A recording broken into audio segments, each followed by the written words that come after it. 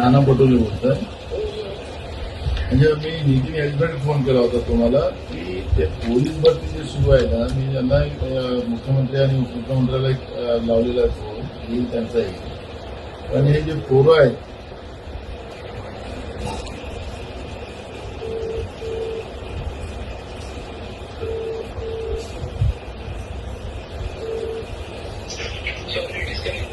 हे पोरं जे आहेत आपले ते सगळे बाहेरच्या जिल्ह्याच्या ठिकाणी आलेले आहेत. तिथं पाणी आहे, राहायला जागा नाही, तर सगळे बसस्टँड आणि रेल्वे स्टेशनवर जिथे जिथं असेल तसं आहे.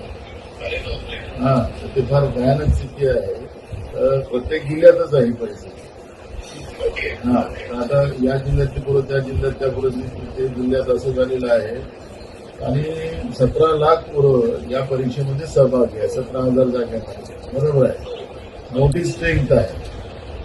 मला मागच्या वेळी आम्ही सांगितलं होतं की बाबा हे एक तर पावसाळ्यात रद्द करा, नाही तर व्यवस्था करा राहायची. ते केलं पाहिजे, नाही तर ते प्रॉब्लेम होईल. दुसरं राज्यसेवा जागेच्या बाबतचा जो आहे, पूर्ण जागा भरायचे हे काढले पाहिजे ना. त्याला डीवायएसपी वगैरे सगळी पदं नाही काढली ना. नाही, काही बॅलन्स आहे, काही बॅलन्स आहे. ते बघितलं पाहिजे.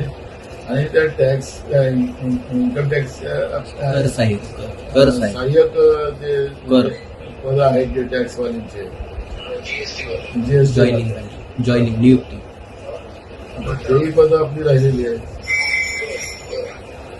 म्हणून मला असं वाटतं की तातडीने केलं पाहिजे. आणि 17 लाख पोरं या परीक्षेमध्ये सहभागी आहेत. तर ते मी आता मुख्यमंत्री आणि उपमुख्यमंत्री लावलेले, पण ते